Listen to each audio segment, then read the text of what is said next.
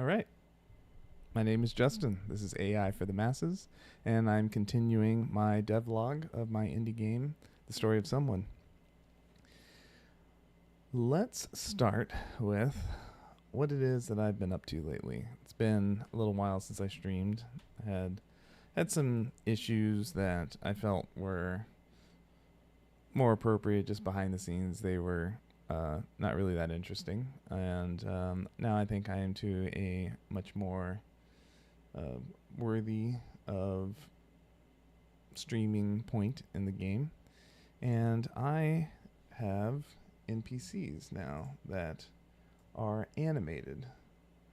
So let me do a little bit of housekeeping here, make things a little easier to arrange.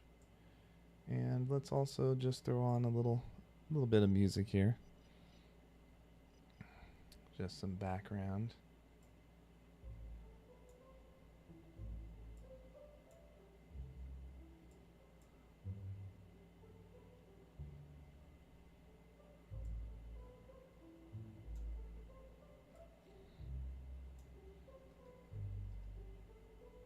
Okay.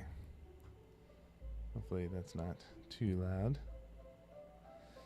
And let's go to my sandbox that I created.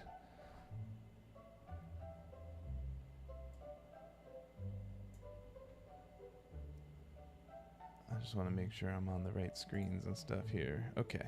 Yeah, this is better. All right, so I have made what I call an NPC animation sandbox. And let's go ahead and see if this thing runs. So it's still a work in progress, as is almost everything in this game. But what I've done is basically what I consider to be a proof of concept of animating NPCs. This is probably going to restart again in a second, but yeah, there it is. Okay, so I have 3 age categories: adult, elder, and child. I haven't done an animation for elder yet, but I do have one for adult and I have one for child. So there's a slight different walking animation. The adult is a little more serious and the kid's a little more cartoony, happy-go-lucky. So it's an 8-frame animation, and it does take into account the limb in the front and the limb in the back.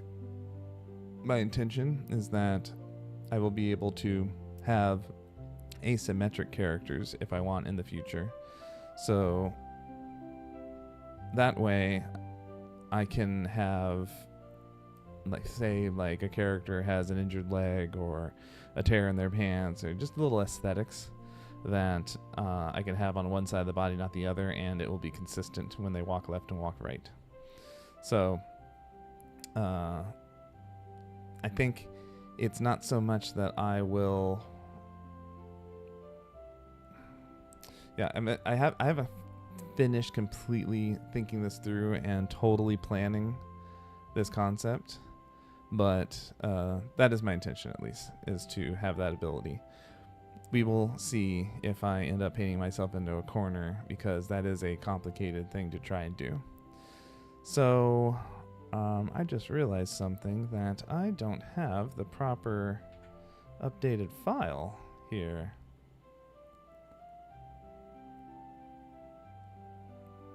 I think I need to reset my VLC.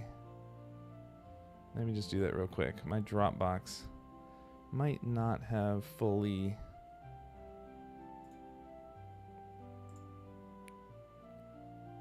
updated before I ran this, because my NPC generator or NPC animator is already supposed to be having some other physical features. I may have to run and go get my laptop to see why my code did not behave the way it did. Yeah, that's strange. Okay. So I'm supposed to have some other physical features here. Let me go get my other computer and make sure there is a consistency. So I'll be right back.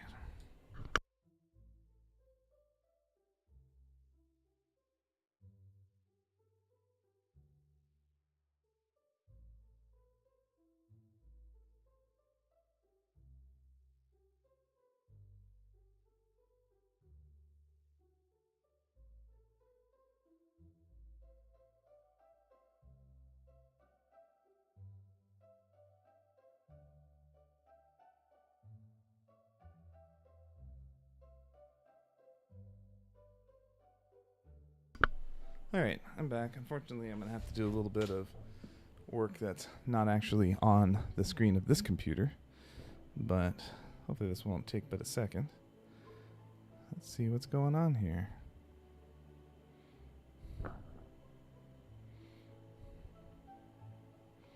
So I'm going to close my VS Code and let's see what happens.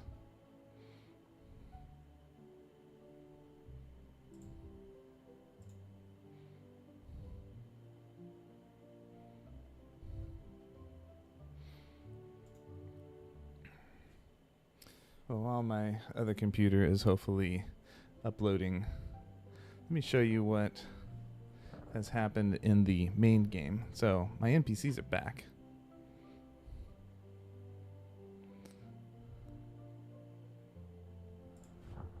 So let me run the main game and you can see what it is that it looks like.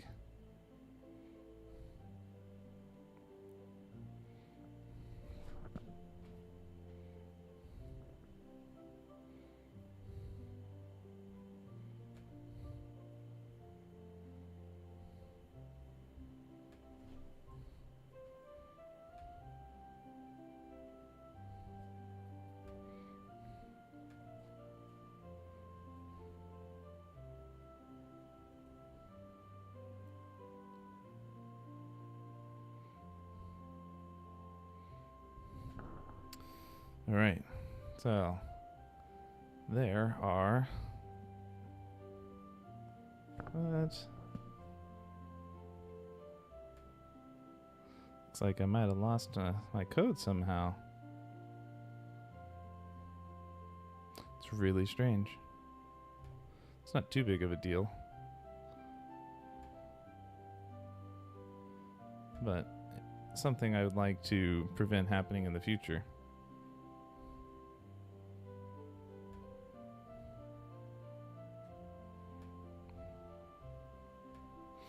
I want to see if there's another piece of code that has been passed along. So if I open up my new pixel art, by the way, sorry about that. I thought I turned you off. Why are you making that noise? All right. Let's see if I can load up.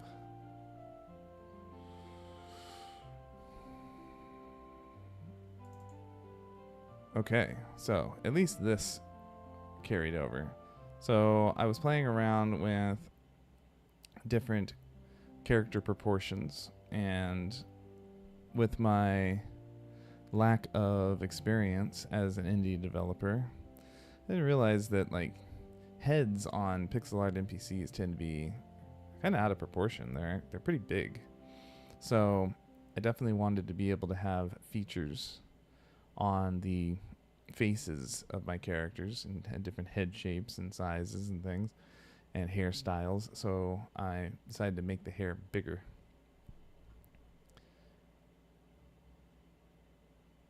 Let's see here.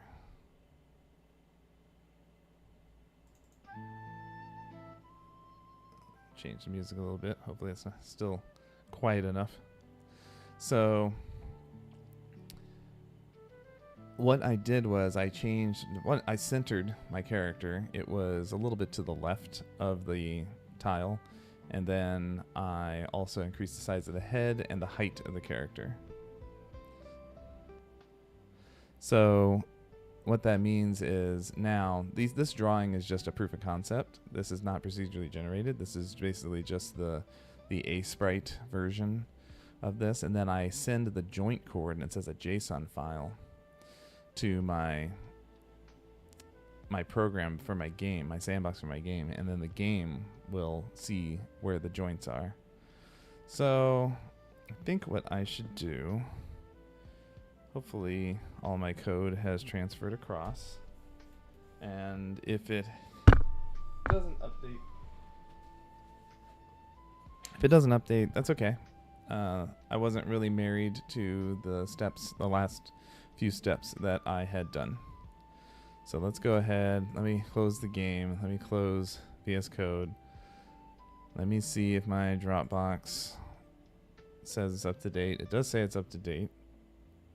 And I did notice that on my laptop version of the code, it kind of reverted to an old run. Again, not the end of the world. I don't mind having to do certain aspects of this again. But let's see if it carried over.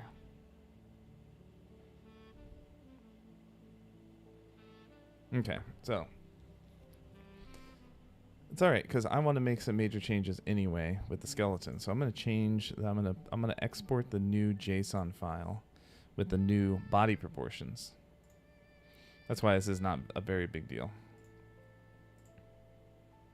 So none of the colored pixels that are related to like skin and hair and like the legs and things are actually any data that's going to matter. So we're going to export and we're going to go to the NPC sandbox. Now I got to remember where am I where's the game expecting me to do this? I think we had planned that it was going to be in the main assets and the NPC, and then bodies. No, since I'm not seeing any JSON files there. Hold on. Okay, I think I was in the wrong folder. There we go. Yes, okay. So I'm going to replace the old JSON. Ugh, why? It's so loud. I think that is not, I don't think you guys are hearing that, but because I think I muted the desktop audio, but boy, this is giving me that Windows warning. Okay, so in theory, now if I run the main game, then it should grab the new data on this JSON file. And the character should be taller. Yes. Okay, now they look like birds, but that's okay. Let me give you a little taste of what's going on here. A little zoom in. So I got like these bird humans. I have every intention of fixing this, but let's see. I should be able to. Oh, I got pushed into the countertop. So, okay, you're not going to let me talk to you, huh? So it looks like the engagement with the characters might be a little broken. Yep. Okay. That's all right. I'm not too concerned with that right this minute. All right. So now what I want to do is go back into the animation sandbox.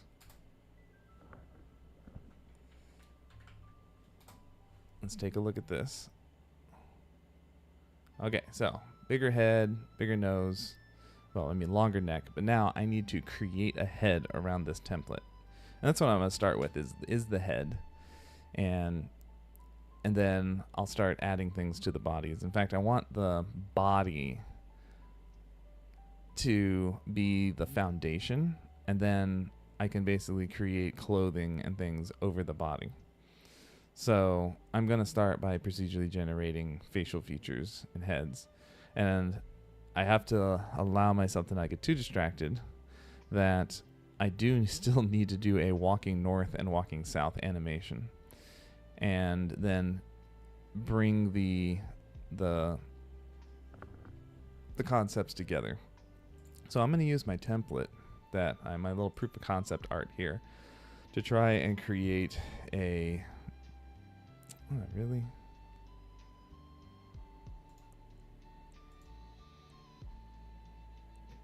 Sorry, I got distracted there. To try and create a template to work with. So where is it in the main assets? I think it is. Okay, here we go. So I got to make this head shape, but I want to make a standard head shape. So I'm not going to make large hair. In fact, I'll just kind of show. I'm going to do something like this. I'm going to do a very foundational head. And then I still have enough room to make a slightly taller head. I can make a fatter head. I can make a shorter neck, things like that. So I think what I want to do is, yeah, this is tricky because the neck is technically where the head joint is, but maybe. So this is basically like the center of the head is my intention. And the nose is so that way I can rotate the head as needed. So for future animations, I might have, for example, the nose looking down and the head would rotate. So right now the nose is 4 units away, and then I would want to say maybe it'd be 3.6 to 5, something like that for the nose, like 4.2 to look down. And I can make an animation that looks down, and I can rotate the head accordingly. So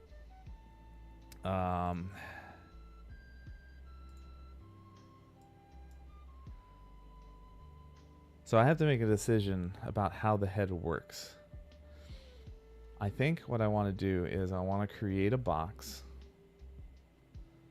that is around the head node to the nose node.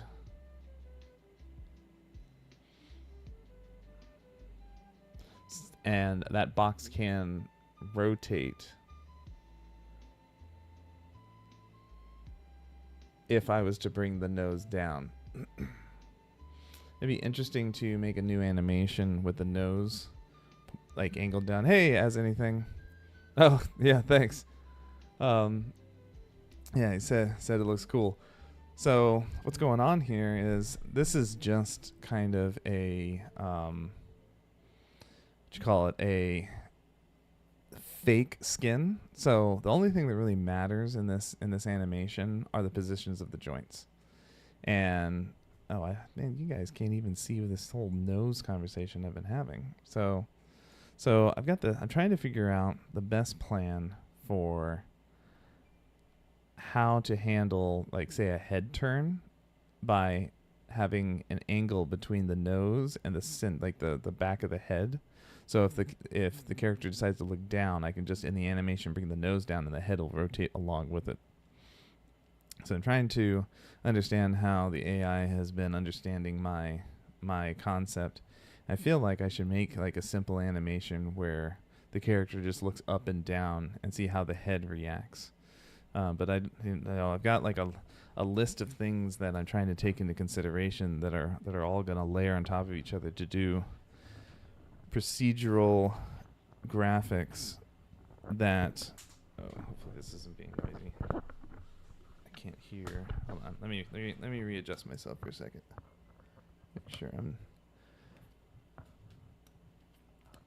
Okay. I want to make sure I'm not making a bunch of noise on my microphone by rummaging around, so I changed my audio. All right.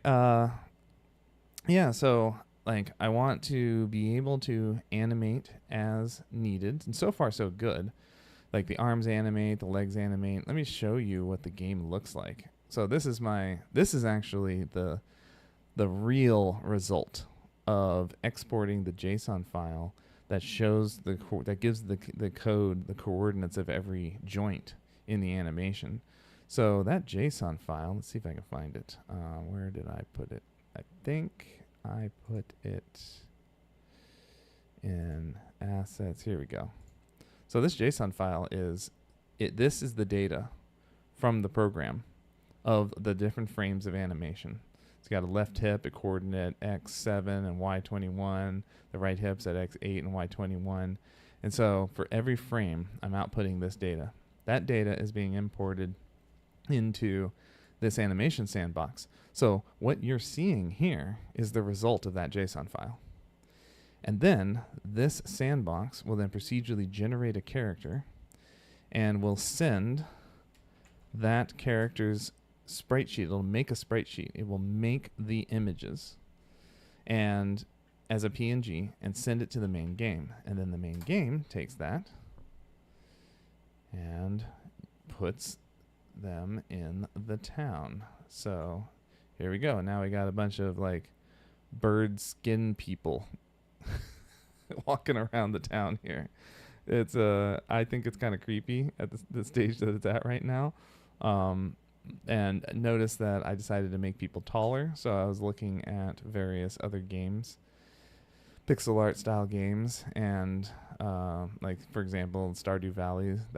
That's a good game, a very successful game to try and take lessons from. And the characters are 2 tiles tall, like the number 2 tiles tall, and compared to the other assets.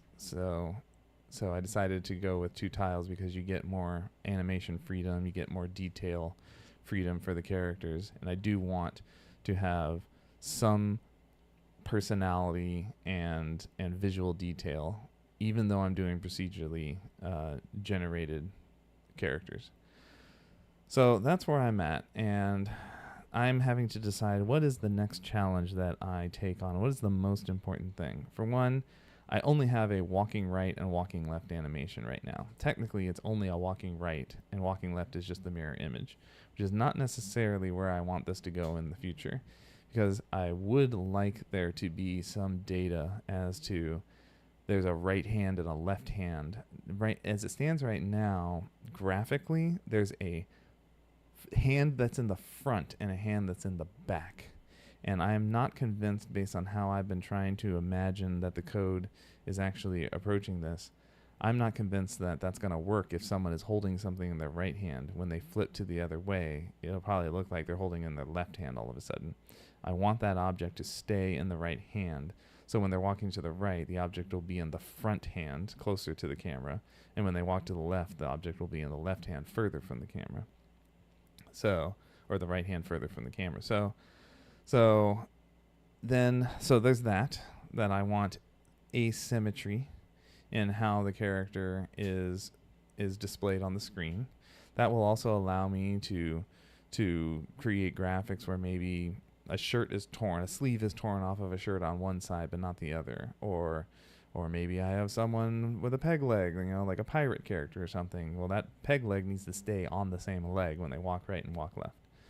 The other challenge that I'm trying to take on is I want the head orientation to be able to rotate. So I already have proven that arms and legs work perfectly fine. There's literally just a line being drawn between the dots as single individual pixels. So when I animate, then the game just draws a line. The torso is also just lines drawn from the left shoulder to the right hip and the right shoulder to the left hip. And that works for now, but I do plan on putting shirts and pants and dresses and things on the characters. And so I have to figure out how to draw those assets and have them morph and bend relative to the body shape of the character. I also want to have skinny characters, fat characters, short characters, tall characters. So all these different aspects need to be malleable by the code. And my idea is that the foundation is the position of the joints. And then I would imagine if I have a chubby character, then I'm going to have to figure out how to make their belly wider or come out further to the front. If somebody has a tall, skinny head and I want them to look up and down, then how do I rotate that tall, skinny head? And right now I'm still leaning on it's all about the joints and pixels relative to those joints. So if I go back to the animation sandbox, Actually, if I go back to the art generator, the joint generator, and I reload up my skin. So right now I have this test head, and I'm going to get rid of the hair, and I'm going to kind of settle. I want to settle on a head shape, and this black square is just an eyeball. So I am thinking maybe what I do is I have a neck. So I'll kind of color the neck. So I have a neck that is more or less always the same. And then the head can be this rectangle. So I'll ask it to draw a rectangle that is centered relative from this head position to the nose.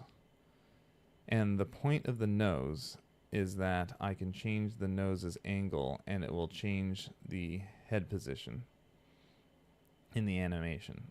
And then possibly, I'm going to have to do a little bit of looking up and let the AI tell me how it might approach this. Might be able to draw a rotated rectangle. So if I can like get the angle of this line, get the slope of that, and then do a rotation on this rectangle for the base foundation of the head, I think I can simulate and create looking up and looking down. Okay, so I'm kind of like taking some notes here while I'm talking. So like head rotation is still an issue. And then on top of that, I've only got walking left and right. I need walking north and I need walking south. So walking north animation and walking south.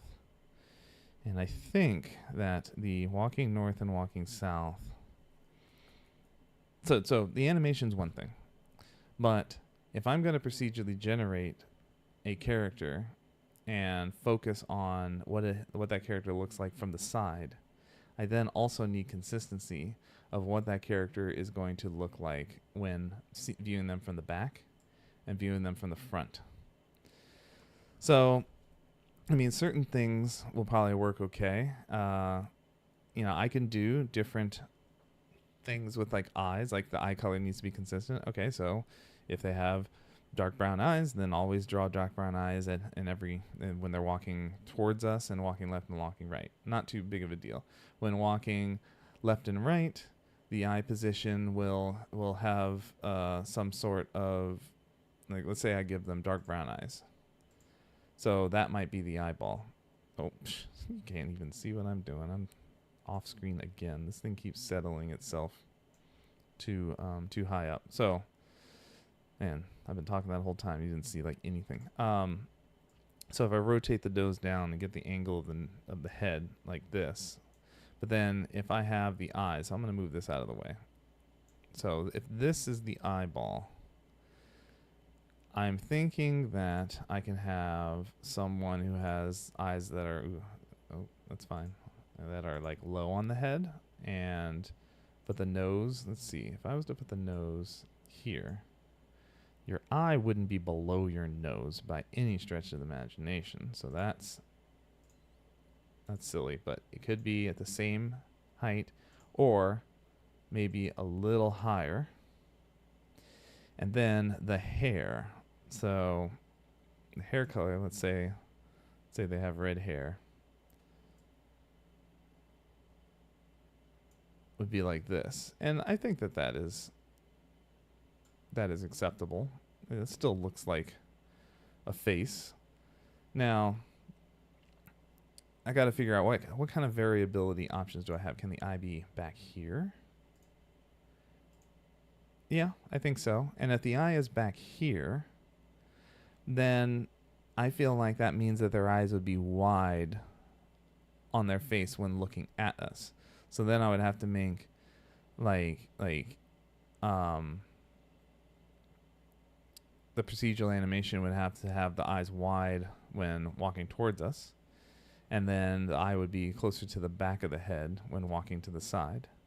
The one thing I'm worrying about is eye shape. I would like there to be some sort of eye shape ability, but I don't know how important that is. Um, so, I mean, that might be an okay eye. And then the other thing is, do I want to even bother with ears, or are ears always covered by the hair? So, again, I've been trying to take inspiration from other games to see what are like the minimum things that are important in order to feel like you have characters that have some semblance of personality. And then the last thing would be like long hair. So how do I that looks pretty good. I'm okay with that, you know, and I could do different hairstyles. So if I have long hair, and long hair doesn't necessarily have to be female, but I feel like in a game, those you have very limited, especially with pixel art, very limited ability to portray a gender. So, like, unless, yeah, I'd have to figure out how, other than hair. I don't know. As anything, if you're paying attention, I'm wondering, okay, with pixel art, what do you think? Like with video games, hair, clothing, like a dress, a blouse. If you can pull those off, that definitely helps portray gender. Is there anything with very limited art that could be used to portray gender effectively, other than those features? Is what I'm trying to figure out here.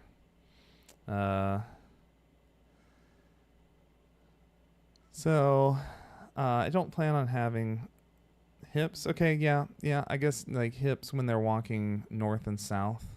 I don't know how much. Obviously, chest shape um, could be a factor as well. So like yeah, and like make make maybe the bottom of the body a little thinner, and then give some more more pixels to the top half of the torso. V shape, yeah, yeah, that could help. Okay, yeah, you said the chest, yeah. So those kinds of things. So I'm gonna have to figure out how to procedurally add those features, and then put the proper clothing. So some of these features, I don't have to make a skin version of everything. I don't need to make skin chest and skin hips.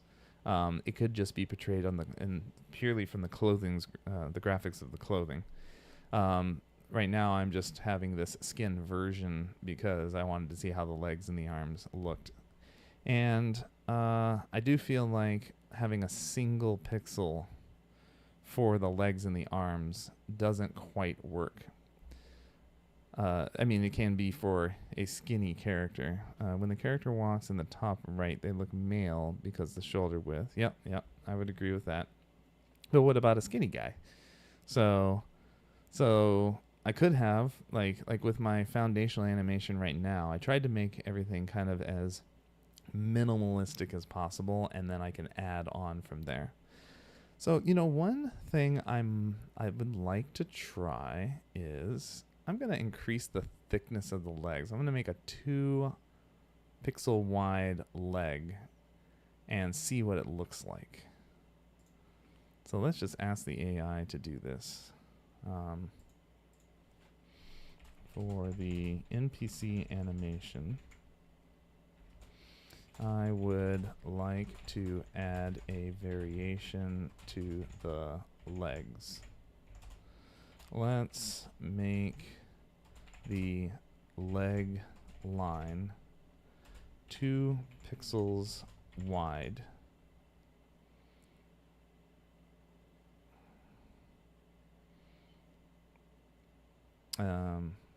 Sometimes I let it choose the frequency. For now, I'll just have everything kind of being done with equal frequency. So I'm assuming that the AI will do 50-50. Oh, hips shoulder ratio. Yeah, right? Like, I'm wondering how much. So I don't think I have to worry about the animation. I'm using the joints in the animation as a baseline, and then maybe I could draw wider shoulders, and then if the shoulders are wider, I can offset where the arms are connected. So I could maybe create a temporary joint that is like +1 pixel over on either side of the existing shoulder joint. So the JSON file is your baseline, and then be like, hey, this person has wider shoulders. So move each one of those joint coordinates, -1 in the X, +1 in the X, and then make wider hips so that way the arms draw to the proper place in the shoulders. This is going to be possibly one of the most complicated parts, like the complicated single element of the game is creating all of these animations that are robust enough to create a population of people where there is not a repeated person in the world. If I can create enough variability, there should be thousands of possible combinations.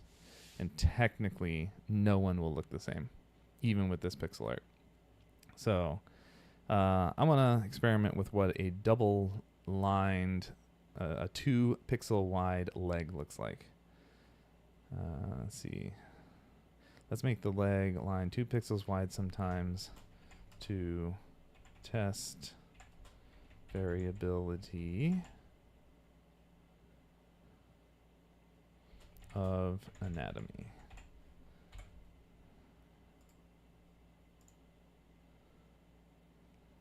Yep, keep it simple.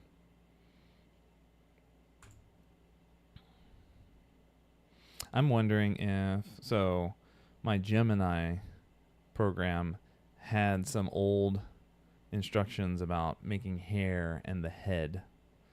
Oh, let's see. I might have to start a new chat. Not usually.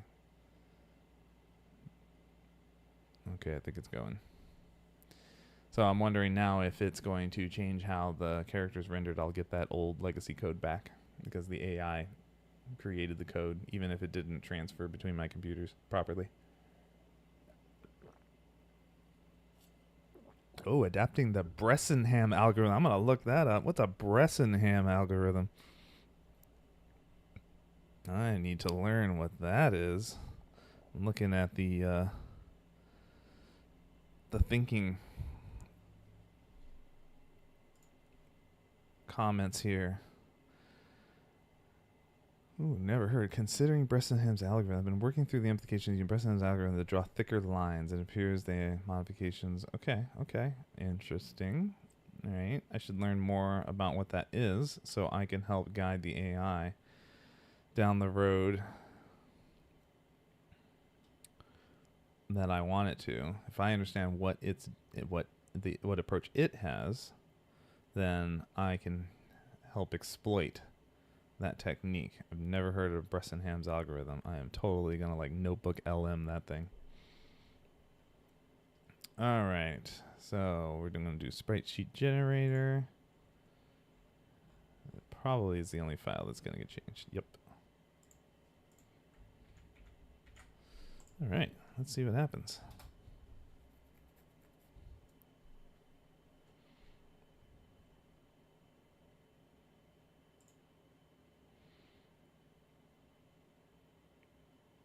Okay, wait a second. This is confusing. It's like only one leg is thick at a time. Why? Wait, what is going on? That is strange. Why does it go skinny and thick? What is happening? Okay, let's see if I can find draw limb. Oh, it misinterpreted sometimes. I think that's hilarious. It's only sometimes in the animation. No. No.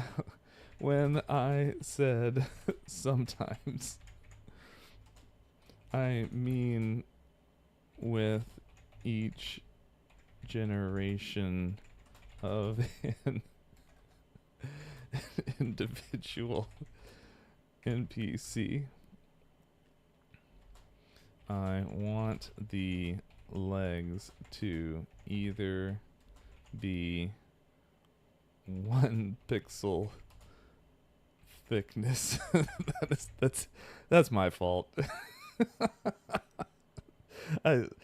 Boy, this is an example of that we are interacting with a synthetic intelligence. I mean, I know some people kind of say, well, is it really intelligent? I mean, it is. It's baseline intelligence, in my opinion, and it did what I said. It was a particular interpretation, um, but it didn't quite get the context of what my ultimate goal was because I was too vague.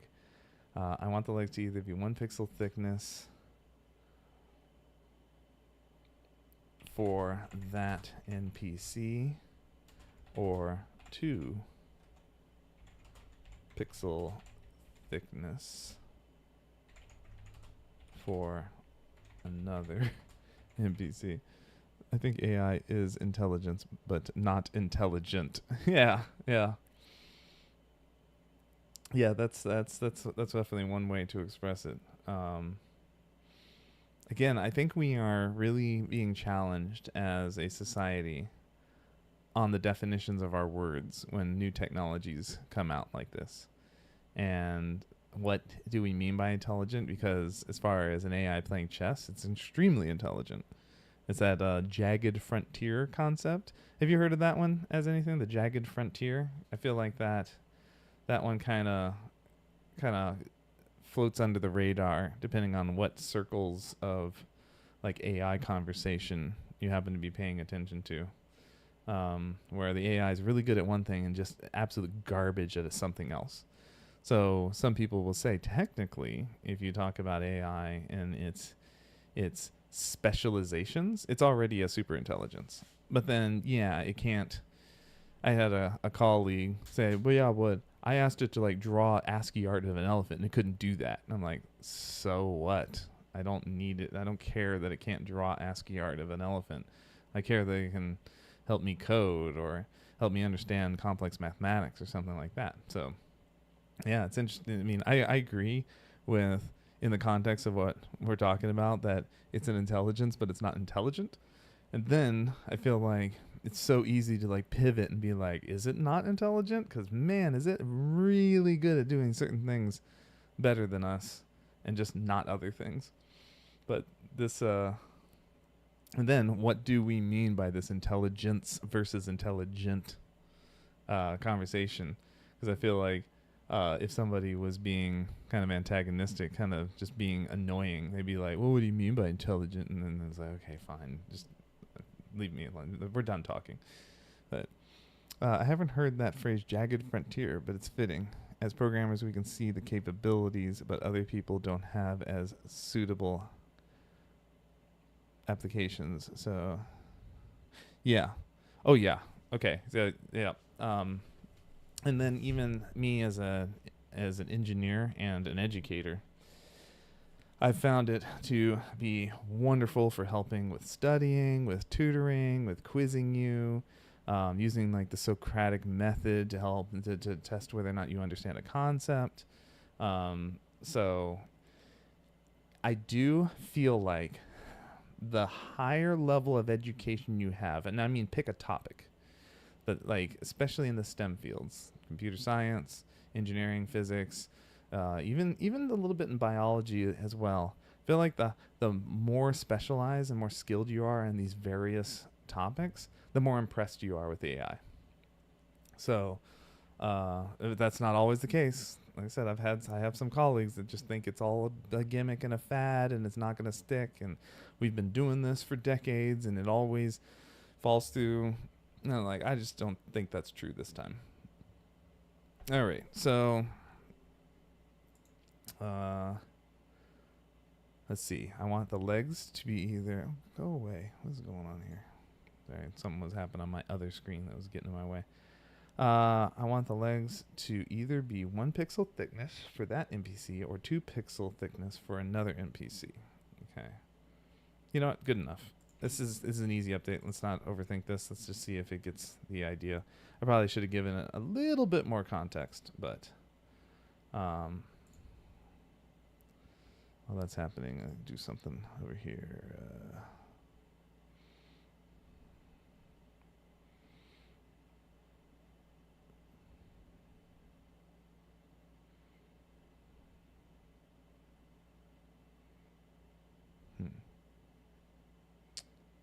Okay.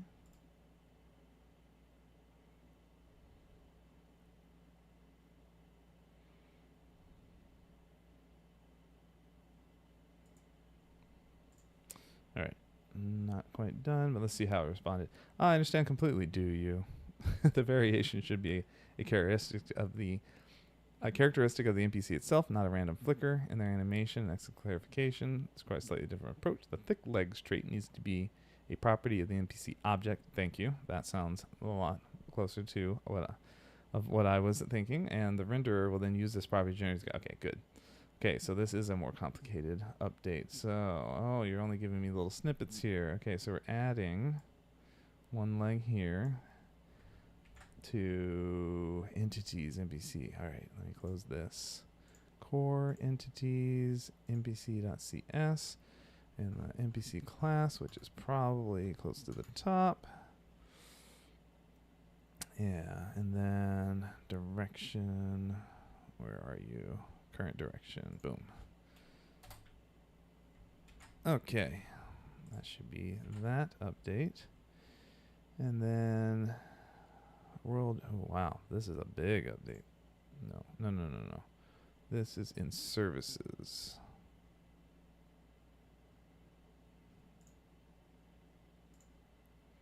There you are. Ooh, this is complicated. I know this is a big file, but I think I would. Oh, and it's been doing this lately, where it only gives me it like mixes files in the same window. Is this one the entire thing? I'll do this. Okay, it's looking like this is the entire file, so I'll copy that manually. But I'm gonna ask it, can you give me the entire world generation orchestrator file to copy? Oh, let's do .cs. Okay, be doing that in the background while I am getting the sprite sheet generator update. So this code is 184 lines. So yeah, I think probably the whole thing is in here.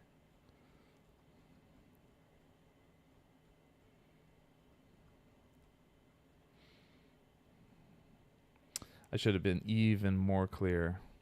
Wonder if I should I allow the children NPCs to have double leg thickness? Yeah, sure. Why not? Let's see what happens. I can always just ask it to undo that. All right, graphics. Okay.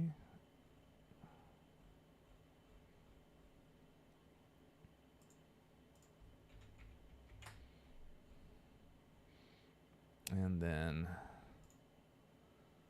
where was this? In services? Yes.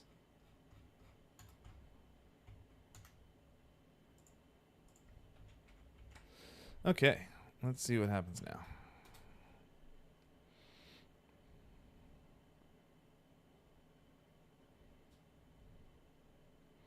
Okay, where's that error? That is in sandbox game.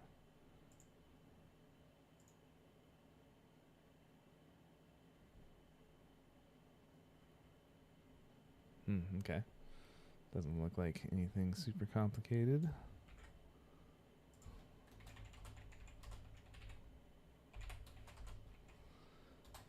There's no argument given that corresponds to the required parameter has thick legs. Okay. Still a little skeptical if we're getting this the right way, because the other arguments are animation, NPC age, Boolean. I wonder if thick legs is being like a little too specific. Like maybe it's about being chunky or thick. It could even be muscular, but maybe there's a thickness category for the character. I wonder if I should specify like a difference between thick legs and thick arms. I feel like I'll get much better variability between characters if I if I at least go, they have thick legs, and then separately thick or skinny arms, and then separately a wide shoulder or wide hips, or a narrow shoulders or narrow hips. It'll just create, like, every single time I add some variability that is exclusive to that body region, that just adds more individuality to the NPCs. Just thinking aloud here. All right.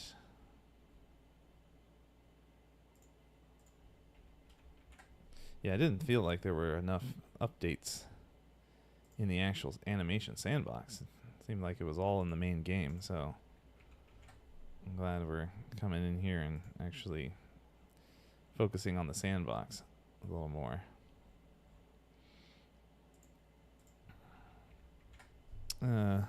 Describing the thickness of the characters is the vibe in vibe coding. Chunky, beefy, stacked, thick. Yeah. Right? Like not talking in terms of like numbers and coordinates and logic and just words. No kidding. Okay, here we got. We don't seem to be changing. Uh-oh. Yeah, something's broken. Child, elder, child, elder. I'm not getting an adult in. Okay, this is a scary bug.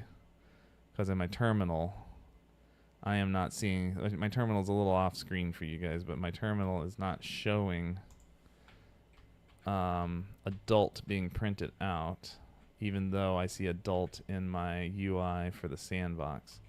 That is a strange bug.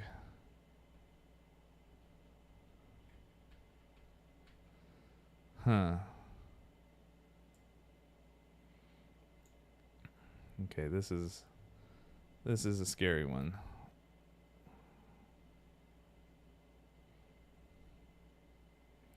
I'm going to give it the terminal output and try to describe this problem. I think I'm moving a little too quickly here and not thinking enough about how I should be describing things. Okay, in the animation sandbox, the UI is showing that I am cycling through the ages of adult, elder, and child, but the terminal is only displaying child and elder. Additionally, the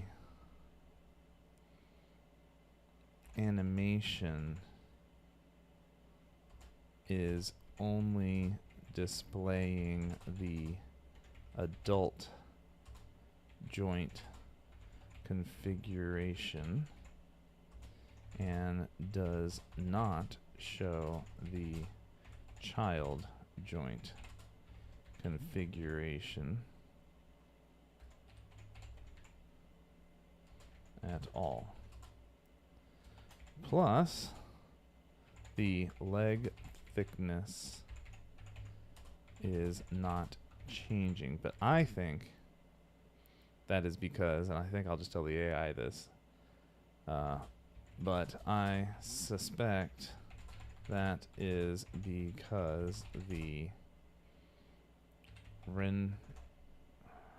renderer is not refreshing the render of the NPC.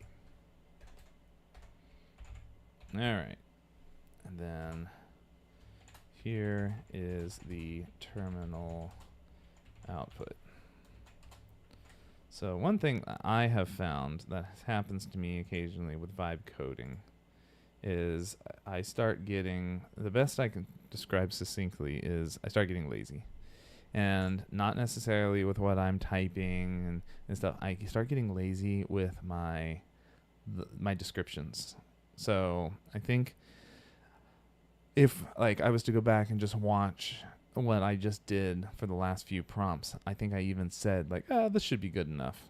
We'll see what happens. So that right there, I think I am eventually going to learn that's a big red flag that I'm about to paint myself into a corner where the AI is just going to be like, okay, well, here's what I think you meant. And then it's just going to do something.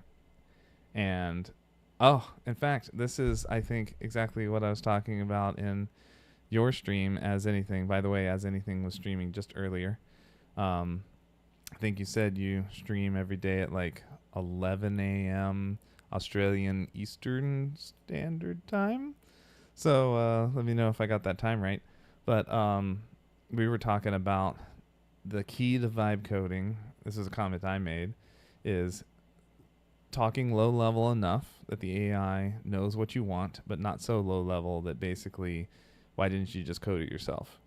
Like it probably would have taken the same amount of time to do those 10 prompts than it would be to have just a nice, good, like 2 or 3 prompts that are just detailed enough that the AI gives you what you need. And I would say 1 out of every 50 of my prompts, just kind of going with my gut here, are like the ones you just saw where I'm like, I'm sure it gets the context of what my goal has been so far, right? Yeah, well, apparently not. Okay, so let's see how the AI reacted now. Excellent debugging. You've correctly identified all the key symptoms. And the first sentence is almost always just a big like, yeah, it's all going to be good. This is great. Perfect. We both understand what's going on. No. That has not been the case the last 2 or 3 prompts. You and I have not been on the same page. Not necessarily the AI's fault. I think it's more my fault, but still. Anyway. You are spot on. The renderer isn't being told to clear the old sprite sheet when it fails to generate a new one, making it seem like the animation leg thickness is stuck.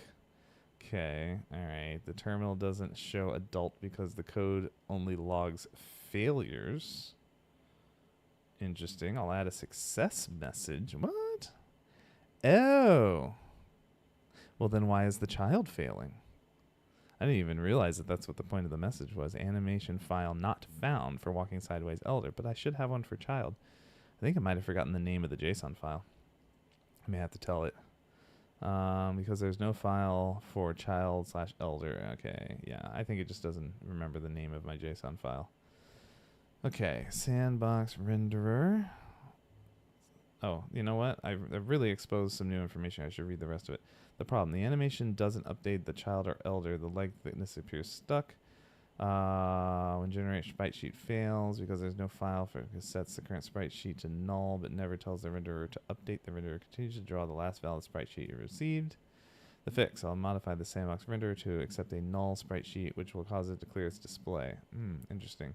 Okay, I'm not sure if I like that solution, but we'll see how it behaves. All right. Plus, my context window is getting rather full. I mean, 200,000 tokens is not nearly 1 million, but I've been doing a lot of rounds of back and forth with this one. So it starts to kind of start forgetting things. I may have to give it my entire code base as a refresher. I kind of want it to continue on this path. Okay, are we gonna... Okay, elder, child, okay. I'm not getting leg thickness, but I also don't know what the frequency of generating thick legs is supposed to be. It's set at. Seems to me I'm just getting the same leg thickness every time. Okay, oh, I see. Thick legs equals false is... Alright, good. I see that leg thickness is equal to false every time so far in my testing.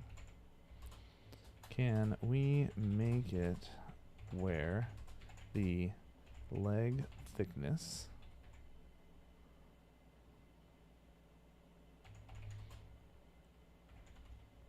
changes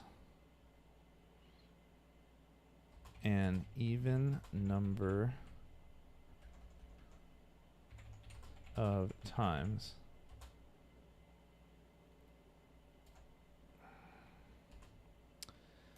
meaning since there are two leg thickness states possible,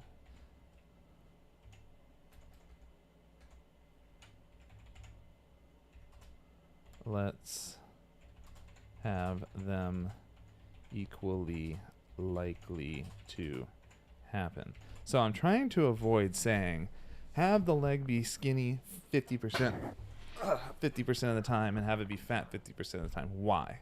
Because I might add a shortness or a super fat or a very skinny. I don't know.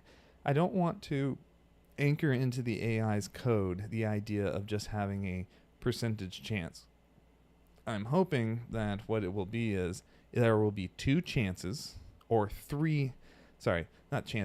two possibilities. And if I add a third possibility, then it will just choose from the three possibilities randomly, and it will be an even number of possibilities. And I can skew the percentages later. This may be an unnecessary like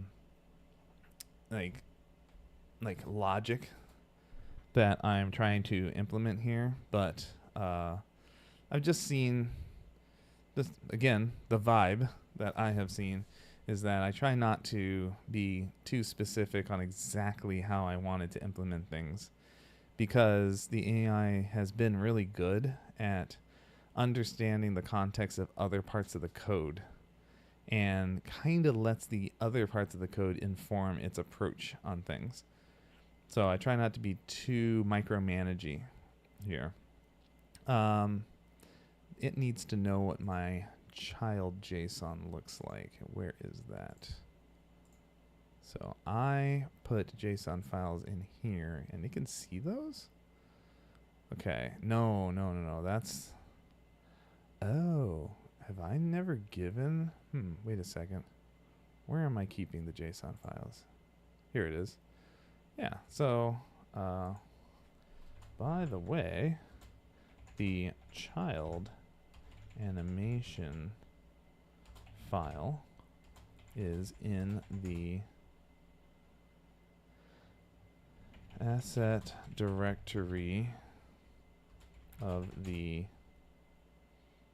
animation sandbox, and it is titled child walk right dot JSON. Okay, let's see if you will actually put the child animation back. And then I'm trying to decide, since it's doing a null sprite sheet for the elder, I'm not going to stress about making an elder animation right away. I think the next thing is I should make a walking north and walking south animation. I think that's the more vital addition to this whole process. All right. The problem with the leg thickness is exactly as expected as a characteristic of the NPC, so it will be decided once when the NPC is created, not randomly during animation. Other issues are because the system doesn't know about your new child animation file yet. Okay. Yeah, no, don't make the file. Why are you printing out? I have the file. It does that for some reason. It like prints out the JSON. I don't understand. I have a JSON in there. Don't try to write one for me. I mean, maybe this is a superior. Be interesting to. You know what? I'm gonna copy this code. I'm going to throw it in there. I'm going to change the title. I'm going to see what this looks like. How good is the AI at making a new version of an animation? That would be pretty cool. I should not ignore this. So I'm going to copy this JSON file and name it. So I'll call mine original. I'm doing this off screen here. Then let's make a new one. Child walk right dot JSON. And I'm going to take the AI's little walking animation here and see what they did. Is it any different? Ooh, the format's definitely different. Okay. And then world generate orchestrate and services. Why are you always changing the world? This is outside of the sandbox. I need to, what is this code for? What are you changing?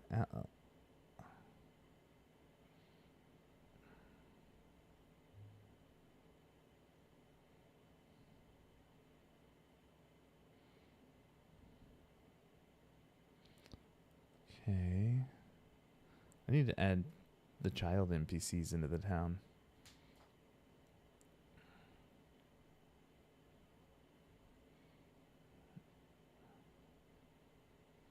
So interesting. Oh. All shopkeepers are adults. Nice. Okay, it's got some good code in here. But I don't know what it is that it's updating in this change.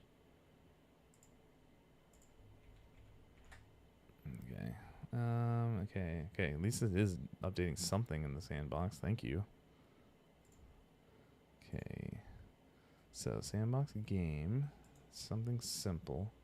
Change get animation path to recognize the new child animation file. Okay. All right. It's anticipating having children in the town. Okay, I'm not upset about that, but that's not really my priority right now. But okay, fine.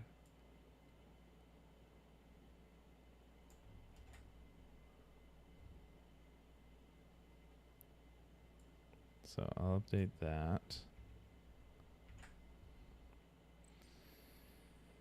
Oh, and then you're doing the NPC stuff. Like you're really focused on the game. I don't know how I feel about this. Okay, select the correct animation file based on the age. I really would like to worry about this later. I'm worried. I think what I'm gonna do, I'm gonna like get this issue resolved, and then I might start a new instance of the AI that only sees my animation sandbox, and just get the animation sandbox rolling, and then once because it's getting distracted, it's trying to like always update my main game, and the sandbox and the main game are supposed to be able to operate exclusive of each other, and then I can update the game code after the fact. I don't really like it that we're just constantly getting involved in the main game code here. So I may have to air gap that. So is this a changed function? Okay. So there's a render. Still don't really know why we need to be doing this right now. Okay, so this is a render function.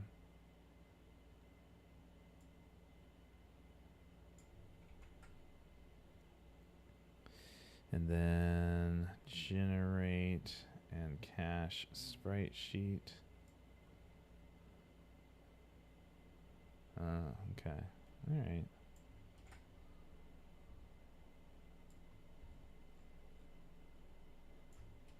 Okay, I could have just copied that whole thing. Anyway.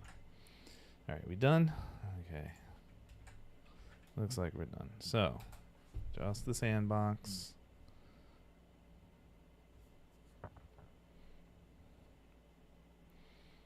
Okay, and then there's a. Oh, okay. Hey, you know what? I like that. That is. Wow. That did a pretty good job. It's just a smaller version of the adult. So basically now I have two child animations, one that I made and one that the AI kind of created. Now I can already tell that the child is kind of to the left in this right sheet. So I may have to ask, like, can you just move everything 1 pixel to the right? That's an easy fix. But I may have to let the AI take the wheel a little bit on generating some of my future sprites. I wonder how it might interpret. Okay, now can you make like a walking animation for an elder, but make it where they're having they're kind of slouched over and like having a hard time walking. That would be amazing if the AI could do that. And there's one way to find out. Okay, but first, I really want to do that experiment. Should be really easy to do, but I'm still not getting thick legs. Thick legs is always false. It's always coming up false in my terminal.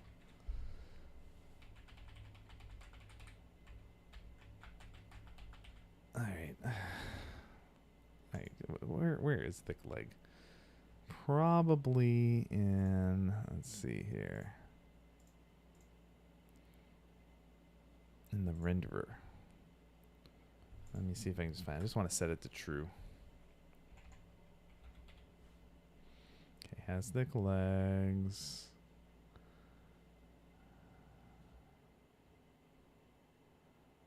Okay, so that's just the, when do we call render in another part of the code? Here we go.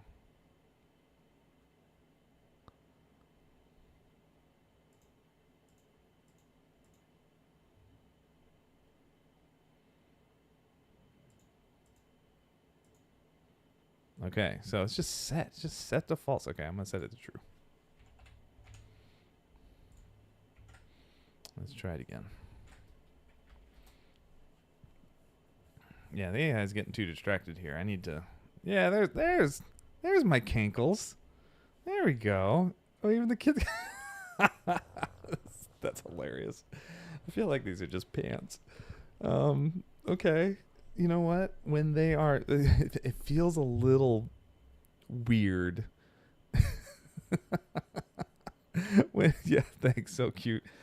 It feels a little weird when they're thick, fleshy legs that are just exposed like that. But it'll definitely work well when there's like clothing on these legs, having them be thick like that. But this is, in my opinion, this is totally working. Okay, so it's always true though, or it's always false. Why didn't you toggle it like I asked? So again, I think the AI is getting a little too distracted. It has, and I've talked back and forth with it too many times, and it has the entire code base. So I think it's okay for me. So that's a file that's in. I think I can just take the NPC sandbox, and then it has the JSON files. Yeah, so I'm just going to consolidate just this. So let's go ahead, and I'm going to start a new conversation. Oh, you know what? I should see what the main game looks like with thick-legged people walking around. Let me do the consolidate first. Okay.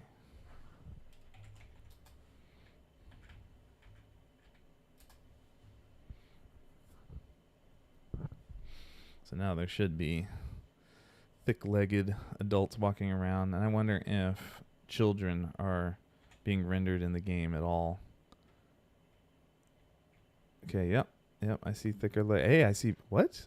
Oh, I see thick and thin-legged people. So the game can send variations. It's just the sandbox that's either locked in as true or false. Okay, I'm not upset about that, but I still want the sandbox to to generate variability. I don't know how well you can see in the stream, but like the guy to the left of my character has thick legs and the guy to the right of my character in the other building has thin legs. So we're already getting some variability here. Okay. Yep. I also want to make tall and short people. Children are basically going to have off proportions. Their heads will be bigger while they get shorter. But I feel like adults can be tall and short. They'll have the same head size, but like I feel like a child has to have a slightly bigger head or something. They got to look out of proportion in order to present that childlike look. So we'll see how successful I am with that. It doesn't look like any children NPCs are being made yet. Still only adults. Okay, cool. But I am going to pivot, like I was going to say. I'm gonna start a new chat, and I'm going to go ahead and commit. I'm not worried about where this is right now, so let's go. Let's see, added leg thickness variability to the adult and child NPC renders.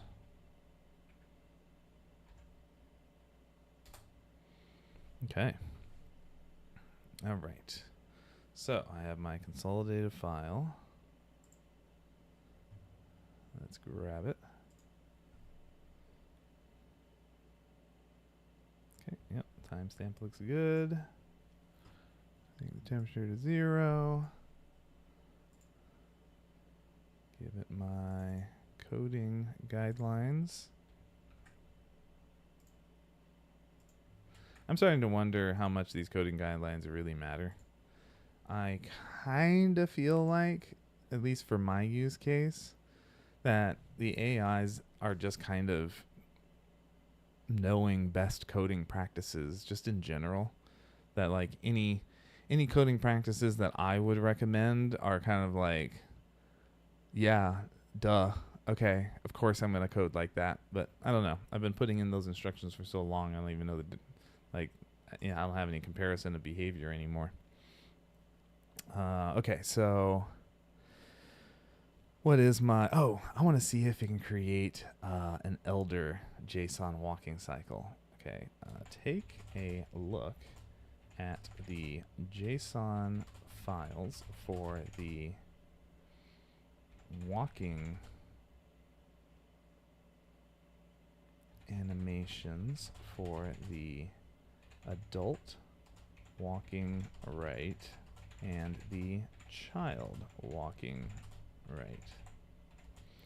I would like to have a JSON file. What you got here? I think the guidelines need to be very specific to have an effect. Sure. Yeah. Yeah, I could agree with that. Let me make sure you can see what I'm typing a little better here.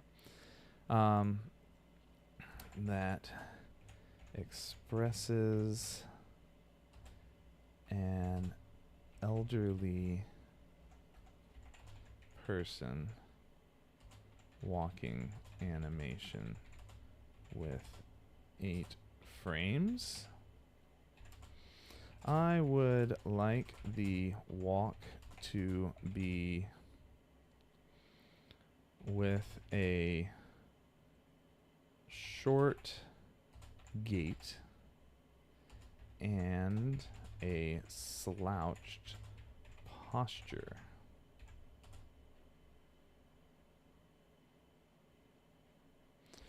Perhaps one of the arms could be, let's see, one of the hands could be moving in a way that the person is using a cane. This is going to be crazy if this thing can make an animation of like an elderly person walking with a cane off of the templates of the walking animations that I've given it so far. I mean, then it's like, could it animate someone bending down to pick something up? Could it animate somebody digging a hole? Do I have to actually manually make? Let's not get ahead of ourselves. Do I have to manually make these skeleton animations if it can kind of just understand the context? If I give it enough examples, we're gonna find out. All right.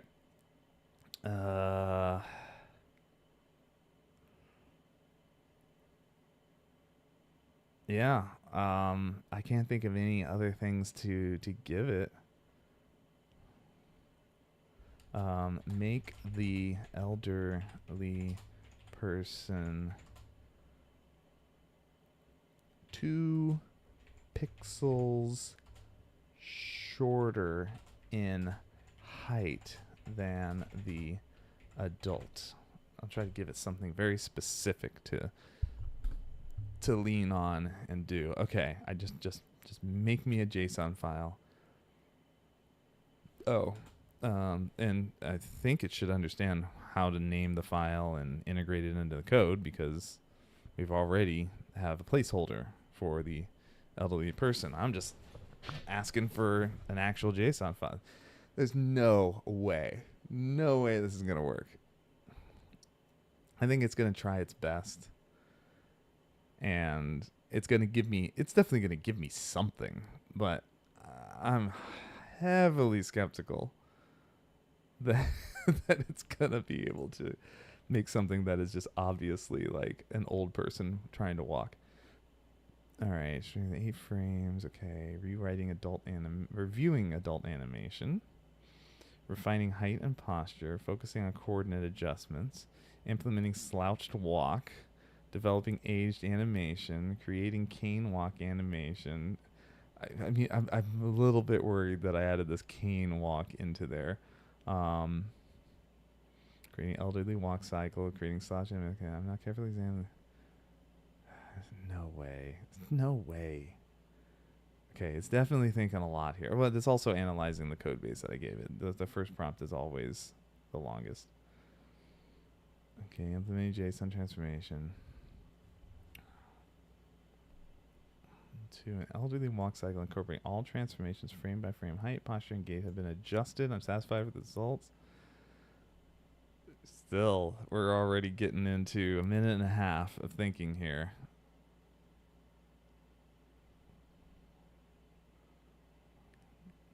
Systematically generating the 8 frames for the elderly walk cycle. Okay, I feel like it's getting into kind of a loop here. Completing final touches, reviewing animation data, converting final output, generating JSON data, completing elder. Yeah, okay, we're 2 minutes here. You're definitely putting a lot of work into this.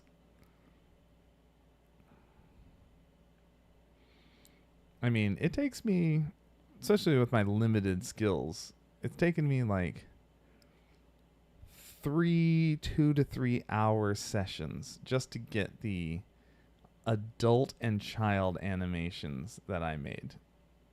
If I can do an elder animation using the AI in however long this takes, that's a solid evening's worth of work off my plate. Okay, so here's the JSON. Ain't no way. Come on. There's no way. There's no way. Because this is way too visual in nature. Okay. All right. So here's the JSON. Okay, what do you want me to call it? elderwalkright.json makes sense. Okay.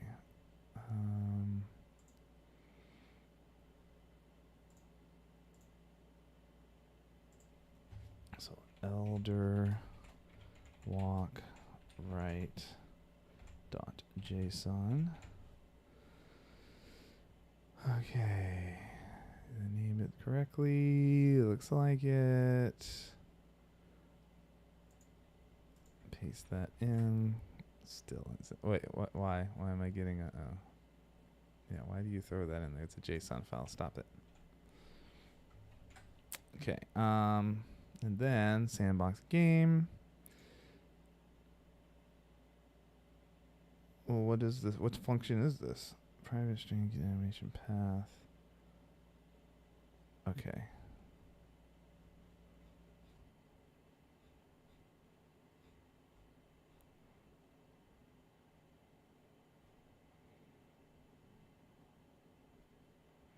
Okay, there you are.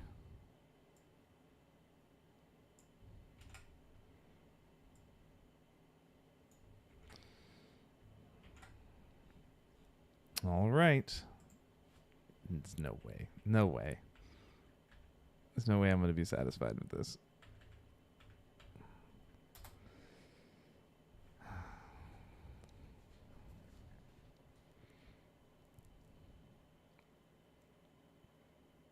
All right. No. This. Hold on. Let my computer do its little virus scan. Wait. It literally made a cane as part of his body. Okay. All right. Okay, here's my analysis. The cane is creepy because it's not supposed to be a cane in the animation. This is why I was kind of like skeptical about doing the cane. However, what it did succeed with is it made the walk narrower,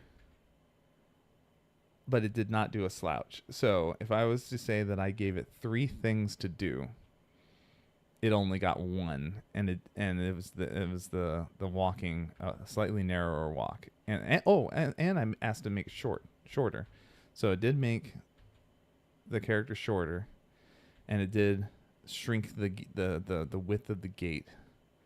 But so I'll say I asked it to do 4 things, but yeah, the creepy arm cane, not cool. Oh man. Yeah, okay. It was about as successful as I was expecting it to be. All right. We'll just leave it there for now. It's fine. I'm not too concerned with it. I'll probably just take the JSON file out later and draw my own. It's not a complete waste of time, but it's a little. Oh, I can import JSONs. That's right. I didn't even like. Wait a second.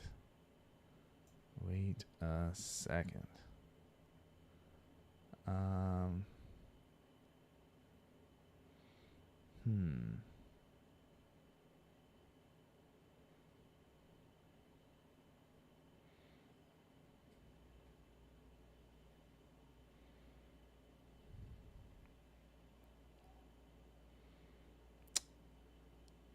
wonder if this is.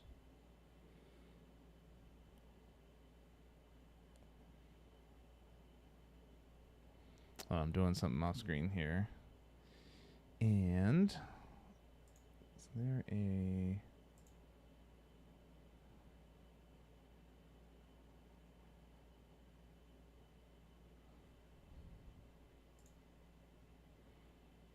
Okay, so if I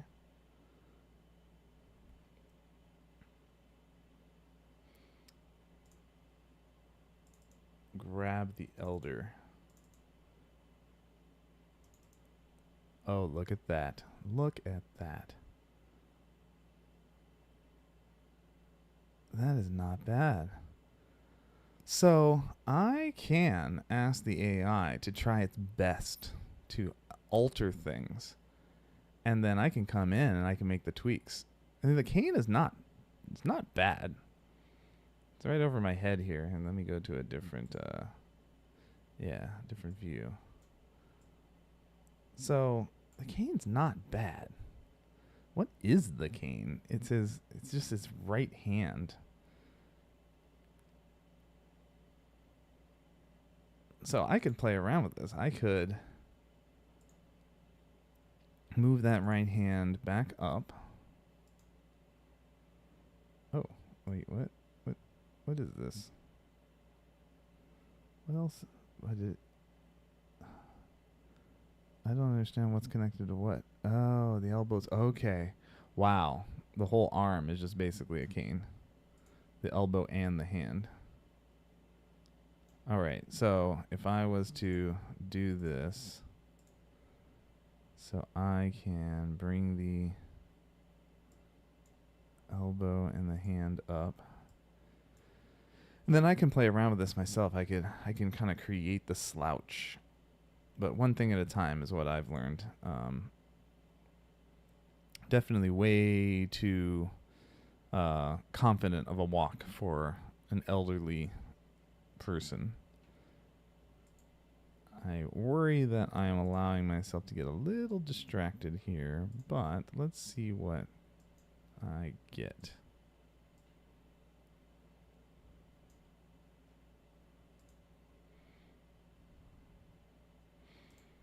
I mean, this is a whole lot less work than having done this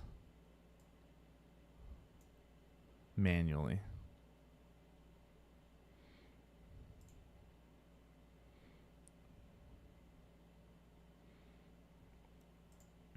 Okay.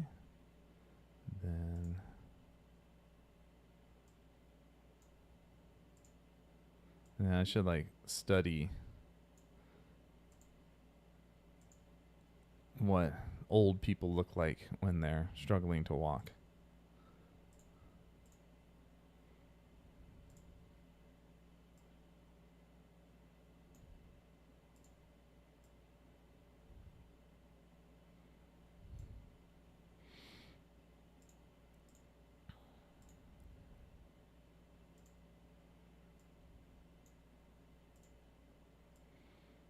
All right, let's see here. Let's throw some music back on.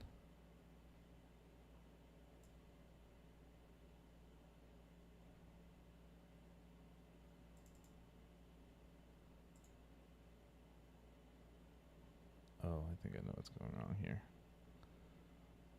Okay. Gotta keep an eye on the music volume.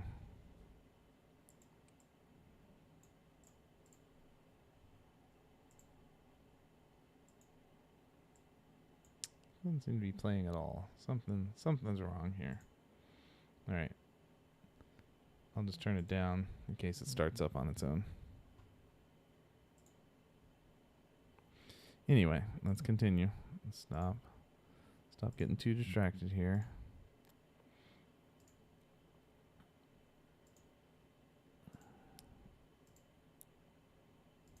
Okay, how's my animation on the right looking? Yep, looks good.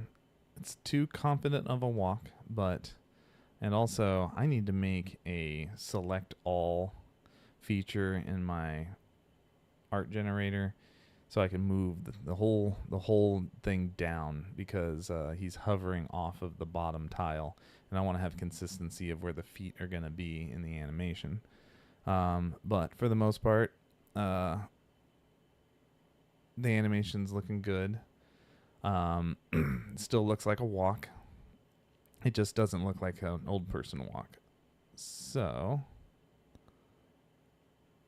there is a frame where the knee bends. Yeah, there it is. Inward. There we go. Nope. Stop. Okay. How do I make a slouch? So we can bring the head, and this is where the angle of the head and the nose comes in handy. So if I bring the shoulder up an angle like that, in fact, I might even bring the shoulders down lower than they normally would be, and the head down and forward.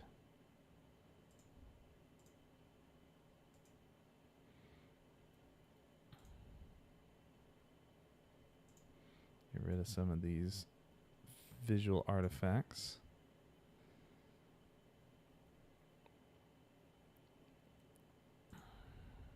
Okay. Copy. Okay, so now let's bring the head down again.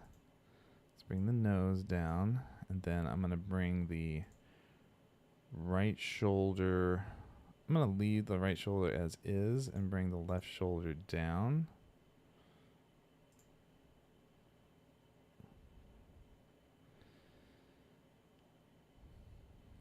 And I feel like the arms should like barely move. Like they just kind of like hang near the side of the body.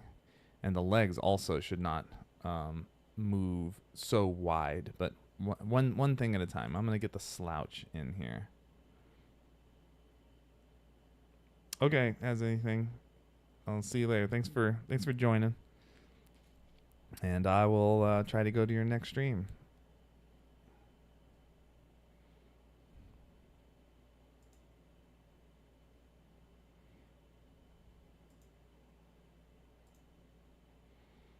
So if I do that,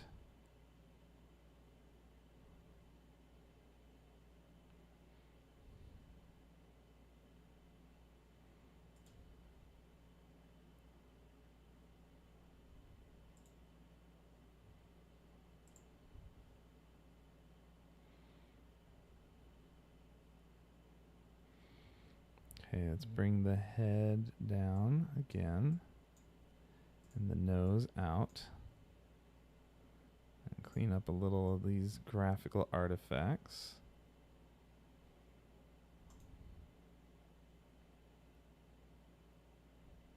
Ah, the head is barely moving.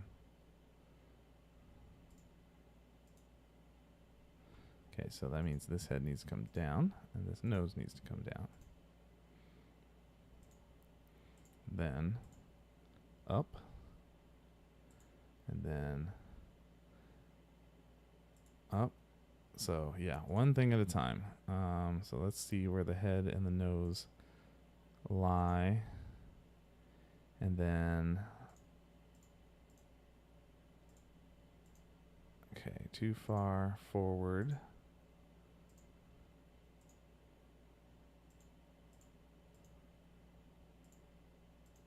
Okay, good. And then right shoulder down. Now I have to decide, does the right shoulder go down all the time? Or does the forward shoulder always go down? That's an interesting issue to try and figure out.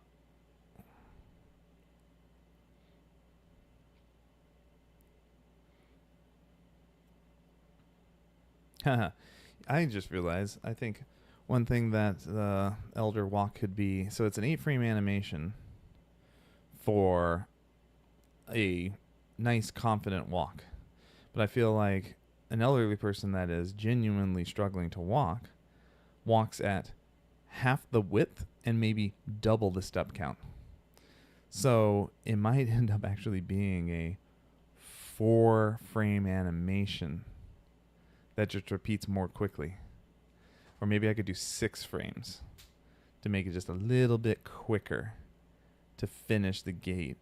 And there, yeah. I think that's what it is. I think I just reduce the frame count and make the walking animation loop more frequently to simulate the taking more steps in the same amount of time, but making the steps a lot smaller. Okay, I like where this is going. I'm going to keep going with what I have so far. I wonder if I should... If I'm going to reduce the frame count, then I need to get rid of a frame. And I think it's going to end up being the tallest confidence, the tallest step. Actually, maybe it's the lowest wide step, because that's the easiest. That's the one that is the most... so it's frame... It's the 2nd frame and the 5th frame. I think I can just remove those And why not just remove them? So if I copy and paste, copy and paste, copy, paste, but then I'm going to get rid of that one. So copy and paste, and then copy and paste. Okay, so, and then I can just get rid of 2 frames.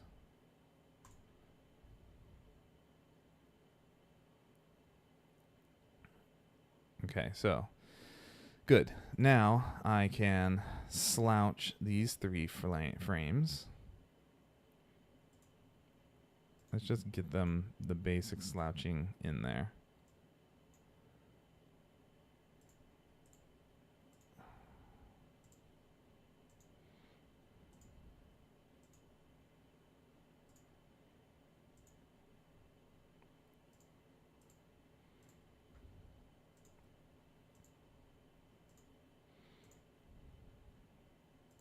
Okay.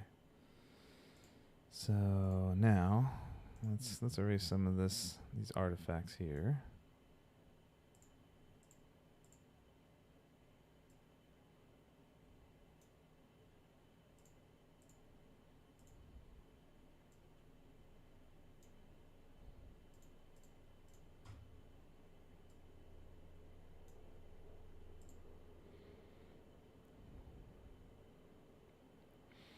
Okay, so then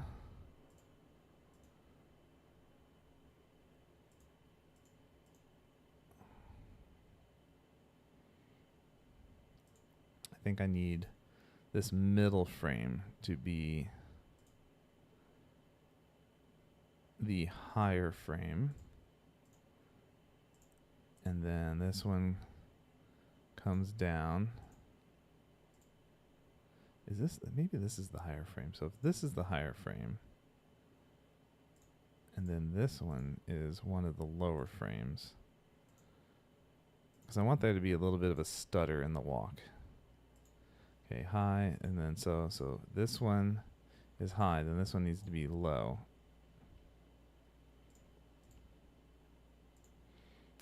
Doesn't seem to be consistent with the shoulder height pattern, but let's see what happens.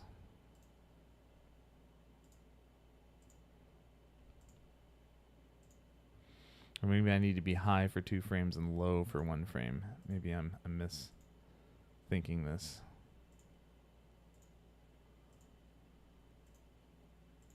Okay.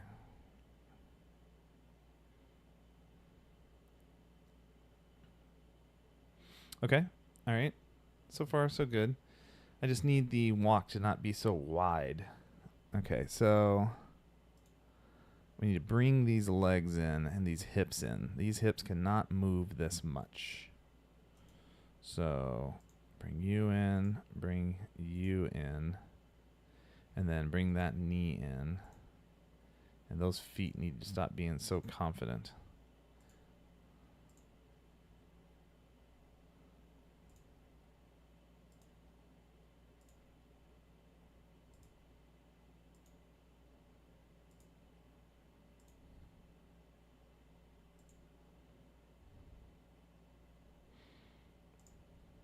Okay, we get rid of some of this gray.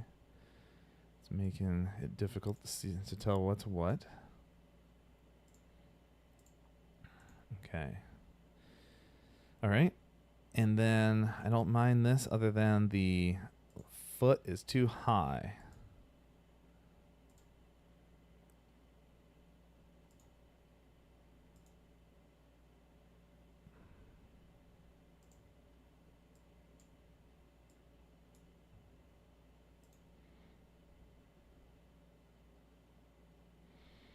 Okay.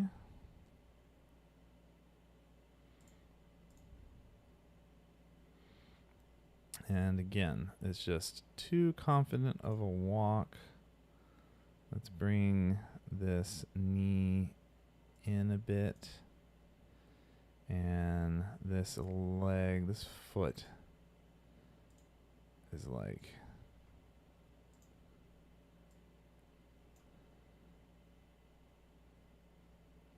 And then bring this knee down and bring this foot down. Yeah.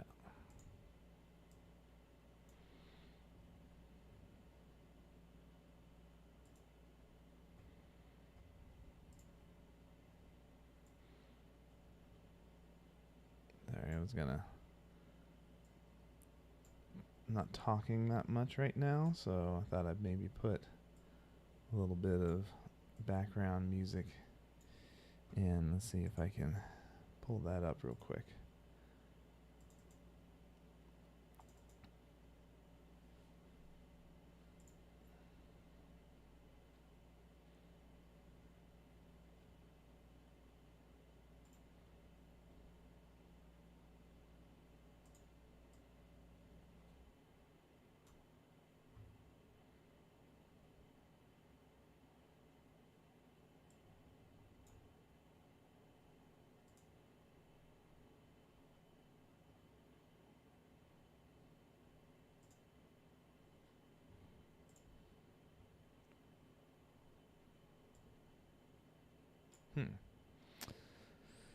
Doesn't seem to be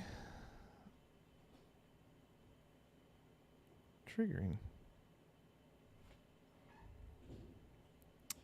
Alright, well, that's fine. Oh well.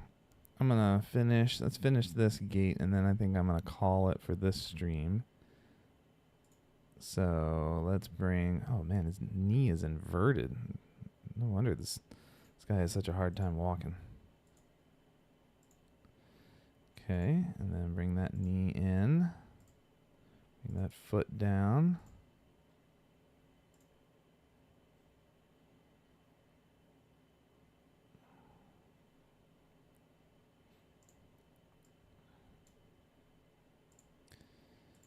Okay, and then, yep, I don't mind how this is. I just want his foot to not be so high up. He can't move that well. And then I feel like his power foot is just too capable. So more of a straight leg.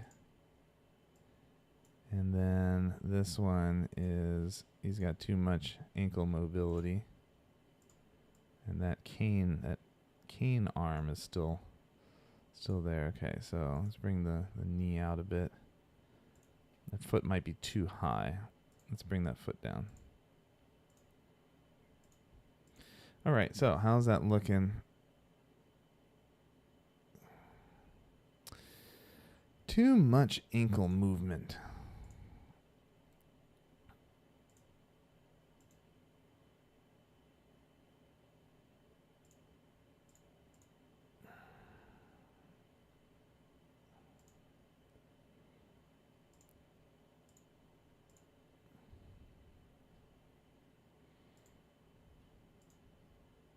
Yeah, that's a little better.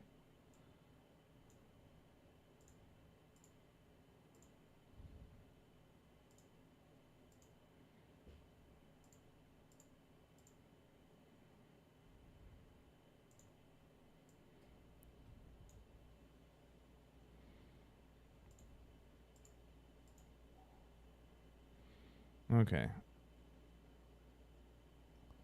That's a little better. I feel like something's a little weird with the arms there. They seem to be the shoulders seem to be crossing over each other. I'm trying to figure out which frame that is. So there.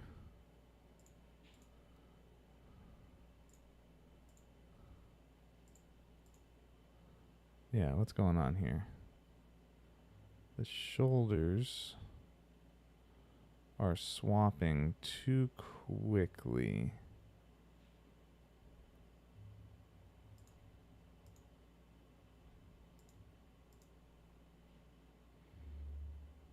Something's off.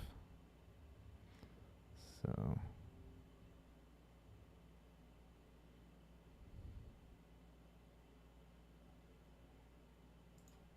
shoulders are just swapped period when they shouldn't be.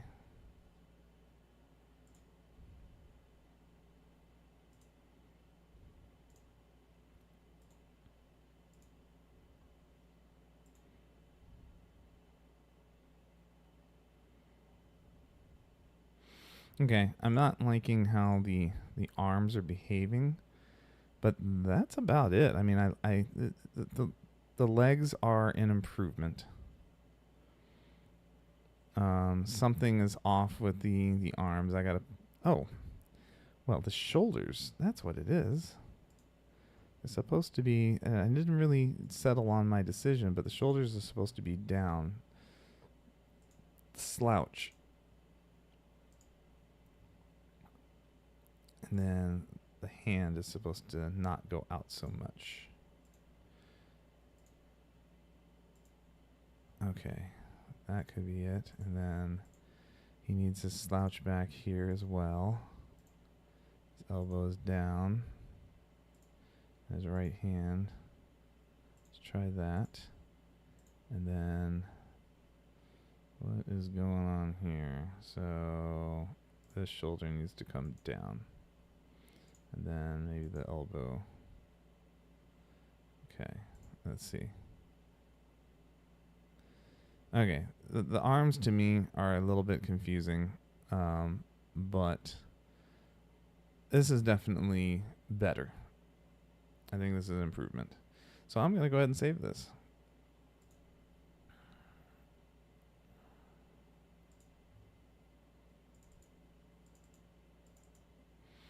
So this is elderly walk right. And I'm going to export this as my JSON as well.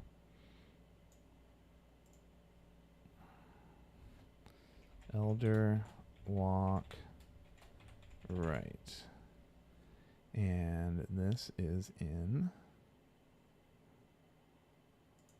This is the wrong... Oh, okay. I understand why it's saving here. Okay, that's not a big deal.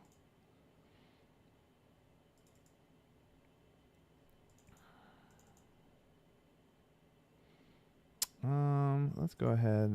No, I don't care about the original. Yeah. Okay.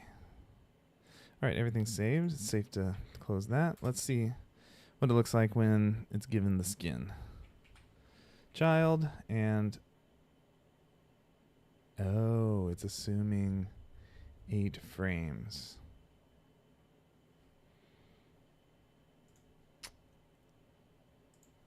Okay, so I'm gonna add one more prompt, and then we're gonna call it. Hopefully this will work. For my elderly sprite sheet, I have made a 6-frame animation. Is there a way for the code to detect the frame count of a sprite sheet automatically and bring that information into the sandbox code to display the correct amount of frames for that sprite sheet?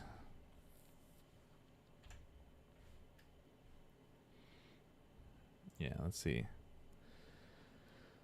Let's see if we can come up with a way where it doesn't matter how many frames I have, it just auto detects based on like sprite sheet dimensions. Might not be possible, and I may have to just manually tweak things as I add new stuff in. But we'll see what happens. Maybe if it at least attempts to automatically detect, and every once in a while it gets it wrong, it's okay. I can go in and manually change it. But all right, of course, I can stop it. Man, come on, Gemini. Okay. Of course, I can modify the code to automatically detect the number of frames from an animation file to drive the animation loop. This will allow you to use the animations. Okay, here are the necessary changes. Sandbox game. All right.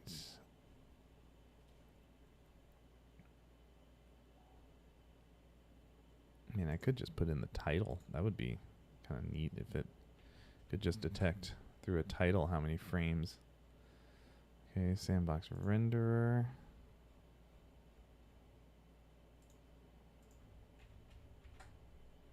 Let's see what happens.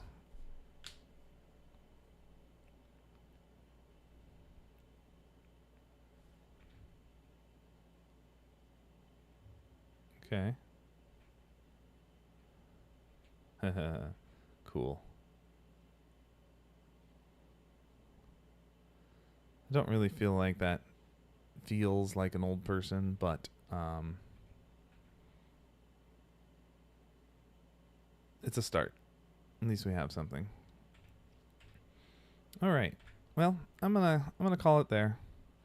Actually, I forget how do I change the thick and skinny legs again? I think it's here. Let's make it false again. I want to see what skinny legs looks like.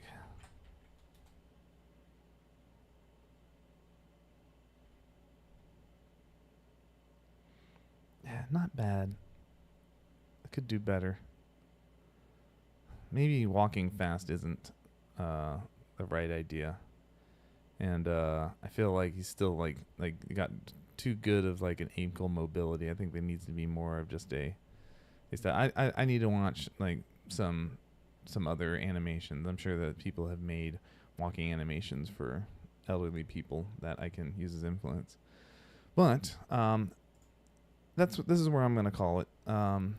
Thank you for watching. Thanks to As Anything for attending the live stream. Definitely go check out As Anything's live stream if you want to see a full stack developer work on a piece of software that is being done using vibe coding techniques. Learn the latest tools from me, AI for the masses, and As Anything. If you want to see what some of the best ways that we've come up with are for using AI to develop software. I am working on my game, The Story of Someone, and he is working on a chat productivity app for his business. You can learn a lot from either one of us, I think, and subscribe, please, if you think that you'd like to just check out my video every once in a while and know when it is that I'm streaming. Either way, thank you for watching, and thank you for your time, and hopefully I will see you in a future video.